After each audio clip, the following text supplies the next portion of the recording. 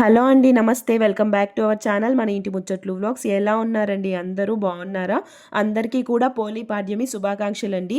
ఆడవాళ్ళు ఎంతో భక్తి శ్రద్ధలతో జరుపుకునే ఈ పోలీ పాడ్యమిని నేనెలా జరుపుకున్నానో ఈ వీడియోలో మీతో షేర్ చేసుకుంటాను. స్కిప్ చేయకుండా లాస్ట్ వరకు చూసేయండి. టైం వచ్చేసి 4 అవుతుందండి. నేను 10 మినిట్స్ ఫాస్ట్ పెట్టుకున్నాను. అందుకే 4:10 చూపిస్తుంది.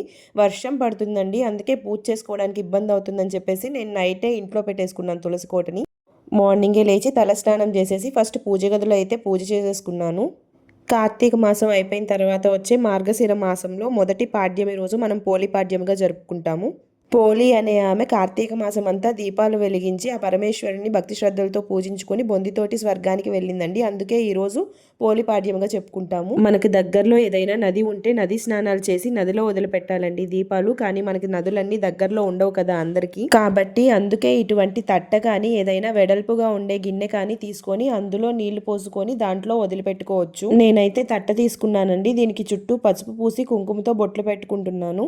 ఇత్తడి తట్టలో కానీ స్టీల్ తట్టలో కానీ లేకపోతే ఏదైనా ఒక టబ్బులో కూడా వదులుకోవచ్చండి. మీకు ఏది అనుగుణంగా ఉంటే దాంట్లో వదలొచ్చు.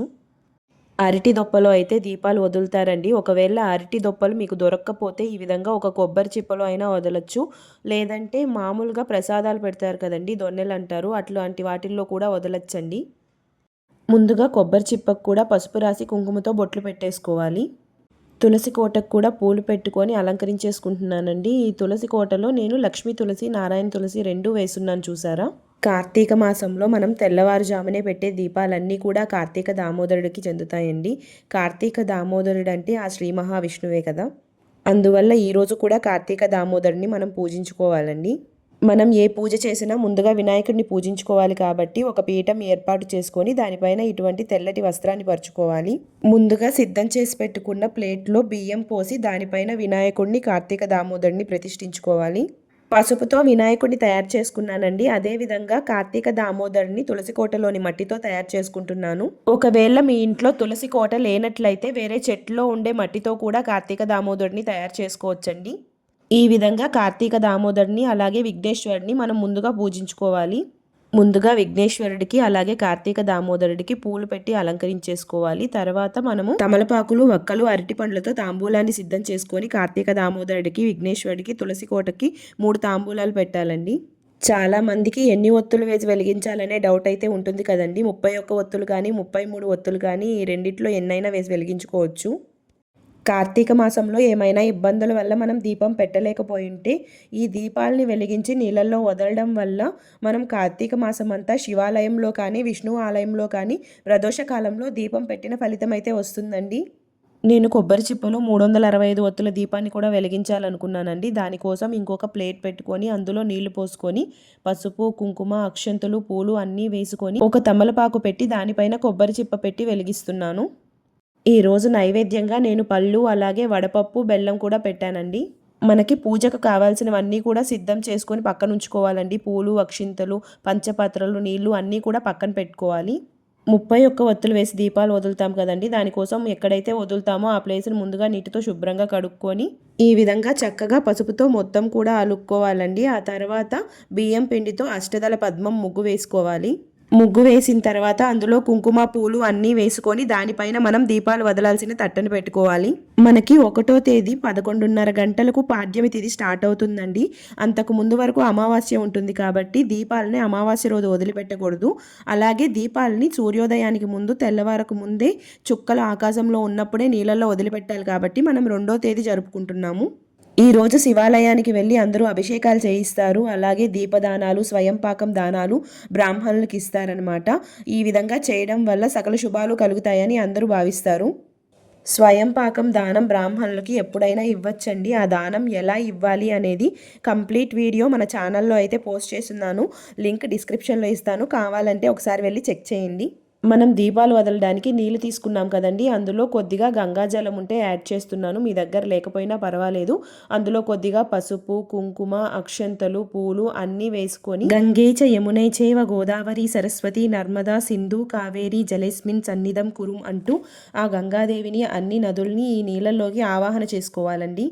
ఇప్పుడు ఈ నీళ్లను కూడా ఆ పరమ పవిత్రమైన నదులతో సమానంగా భావించి ఇందులో దీపాలను వదిలిపెట్టాలి. ఒకవేళ అరటి దొప్పలు మీకు దొరకనట్లయితే ఈ విధంగా దొన్నెల్లో కూడా వదలొచ్చండి. ఇవి ప్రసాదం పెడతారు కదా, ఎక్కడైనా దొరుకుతాయి మనకు షాప్లో. నేను 33 ఒత్తులు నీళ్ళల్లో వదులుతున్నానండి. 31 ఒత్తులు కార్తీక మాసానికి, అలాగే 2 ఒత్తులు కార్తీక దామోదరుడికి, విఘ్నేశ్వరుడికి. ముందుగానే ఈ ఒత్తులన్నింటినీ కూడా నేను నువ్వుల నూనెలో తడిపి పెట్టేసుకున్నానండి. మీరు ఆవు నెయ్యితో కూడా వెలిగించుకోవచ్చు. చాలామందికి నీళ్ళల్లో దీపాలు వదిలాక వెలిగించాలా, వెలిగించిన తర్వాత వదలాలనే డౌట్ ఉంటుంది కదండి. ఏం పర్వాలేదండి, దీపాలు వెలిగించిన తర్వాతే నీళ్ళల్లో వదలచ్చు. పూజలో తెలియక ఏవైనా పొరపాట్లు జరిగినా పర్వాలేదండి. మనం భక్తి శ్రద్ధలతో ఆ భగవంతుడిని కొలుచుకోవడమే ముఖ్యం కాబట్టి ఈరోజు ఆ పోలి తల్లిని తలుచుకుంటూ మనం నీళ్ళల్లో దీపాలు వదలాలండి. కార్తీక మాసానికి ఎంత ప్రాముఖ్యత ఉందో ఈ పోలిపాడ్యమికి కూడా అంతే ప్రాముఖ్యత ఉందండి. ఈరోజు మనం దీపాలు నీళ్ళల్లో వదలడం వల్ల కార్తీక మాసం అంతా నదీ స్నానం చేసి దీపాలు వెలిగించిన ఫలితం మనకు వస్తుంది. దీపాలు నీళ్ళల్లో వదిలిన తర్వాత చేత్తో 3 సార్లు ముందుకు నెడుతున్నట్లుగా అనాలండి.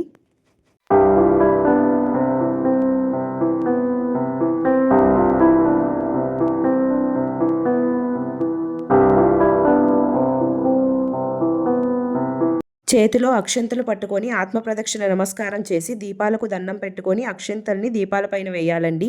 దీపాలు వెలిగించేశాక కొబ్బరికాయ కొట్టి నైవేద్యంగా పెట్టేశాను. ఇలా మన ఇంట్లోనే ఒక చిన్న దాంట్లో దీపాలు వదిలితే చూడ్డానికి ఎంత కలగా ఉందో కదండి. అదేవిధంగా మనకు దగ్గరలో ఏదైనా నది ఉండి అందరూ వెళ్ళి దీపాలు వదిలితే చూడ్డానికి ఇంకెంత బాగుంటుందో. దీపాలను నీళ్ళల్లో వదిలేసిన తర్వాత హారతి వెలిగించి కార్తీక దామోదరుడికి, విఘ్నేశ్వరుడికి, అలాగే మనం వెలిగించిన దీపాలన్నింటికీ కూడా హారతి చూపించాలండి. మనసులో ఆ పోలి తల్లిని తలుచుకుంటూ మనం కూడా అంతే భక్తి శ్రద్ధలతో భగవంతుడి అనుగ్రహం పొందేలా ఆశీర్వదించమని వేడుకోవాలి. ఆ కుటుంబంలో 5గురు కోడళ్ళు ఉండేవారట. వారందరిలోకి చిన్న కోడలైన పోలికి చిన్నప్పటి నుంచే పూజలన్నా వ్రతాలన్నా మహా ఆసక్తి. కానీ అదే ఆసక్తి ఆమె అత్తగారికి కంటగింపుగా ఉండేది. తనంతటి భక్తురాలు వేరొకరు లేరని ఆ అత్తగారి నమ్మకం. ఆచారాన్ని పాటించే హక్కు ఆమెకే ఉన్నదని ఆమె అహంభావం. అందుకే కార్తీక మాసం రాగానే చిన్న కోడలిని కాదని మిగతా కోడలను తీసుకొని నదికి బయలుదేరేది. అక్కడ తన కోడళ్లతో కలిసి చక్కగా నదీ స్నానం చేసి దీపాలను వెలిగించుకొని వచ్చేది. ఈలోగా కోడలు ఎక్కడ దీపం పెడుతుందోనన్న అనుమానంతో దీపం పెట్టేందుకు కావలసిన సామాగ్రి ఏది ఇంట్లో లేకుండా జాగ్రత్త పడి మరీ బయలుదేరేవారు అత్తగారు. కార్తీక మాసంలో పోలి దీపం పెట్టకుండా ఉండేందుకు అత్తగారు చేసిన ప్రయత్నాలు సాగనే లేదు. పెరట్లో ఉన్న పత్తి చెట్టు నుంచి కాసింత పత్తిని తీసుకొని దానితో వత్తిని చేసేది పోలి. దానికి కవ్వానికి ఉన్న వెన్నని రాసి దీపాన్ని వెలిగించేది. ఆ దీపం కూడా ఎవరికి కనిపించకుండా ఉండేందుకు దాని మీద బుట్టని బోర్లించేది. ఇలా కార్తీక మాసం అంతా నిర్విఘ్నంగా దీపాలను వెలిగించింది పోలి. చివరికి అమావాస్య రోజు రానే వచ్చింది. కార్తీక మాసం చివరి రోజు కాబట్టి ఆ రోజు కూడా నదీ స్నానం చేసి ఘనంగా కార్తీక దీపాలను వదిలేందుకు అత్తగారు బయలుదేరింది. వెళుతూ పోలి ఆ రోజు కూడా దీపాలను పెట్టే తీరిక లేకుండా ఇంటి పనులన్నీ అప్పగించి మరీ వెళ్ళింది. కానీ పోలి ఎప్పటిలాగే ఇంటి పనులు చకచకా ముగించుకొని కార్తీక దీపాన్ని వెలిగించుకుంది. ఎన్ని అవాంతరాలు వచ్చినా, ఎంత కష్టసాధ్యమైనా కూడా ధర్మాచరణ చేసి పోలిని చూసి దేవదూతలకు ముచ్చట వేసింది. వెంటనే ఆమెను బొందితో స్వర్గానికి తీసుకువెళ్లేందుకు విమానం దిగి వచ్చింది. అప్పుడే ఇంటికి చేరుకుంటున్న అత్తగారు, ఆమె కోడళ్ళు ఆ విమానాన్ని చూసి ఈ విధంగా పోలి కథను చదువుకుంటూ పూజ చేసుకోవాలండి. లక్ష్మీ అష్టోత్తరం కానీ విష్ణు సహస్రనామం కానీ వస్తే దాంతో కూడా పూజ చేసుకోవచ్చండి. ఒకవేళ మీకు రాకపోతే ఓం లక్ష్మీయే నమః, ఓం విష్ణవే నమః అంటూ కూడా పూజ చేసుకోవచ్చు. పోలిపాడ్యమి పూజ ఎలా చేసుకోవాలి, ఎన్ని ఒత్తులు వెలిగించాలి, అలాగే నదికి వెళ్ళలేని వాళ్ళు ఏం చేయాలి, ఇక అరటి దొప్పలు దొరక్కపోతే కూడా ఏం చేయాలనేది అన్నీ కూడా ఈ వీడియోలో చక్కగా వివరించానని అనుకుంటున్నానండి. సో వీడియో నచ్చినట్లయితే లైక్ చేయండి, షేర్ చేయండి, అలాగే మీ వాల్యుబుల్ కామెంట్ ఒకటి చేసి నా ఛానల్ని సబ్స్క్రైబ్ చేసుకోండి. Thank you so much for watching this video. Bye.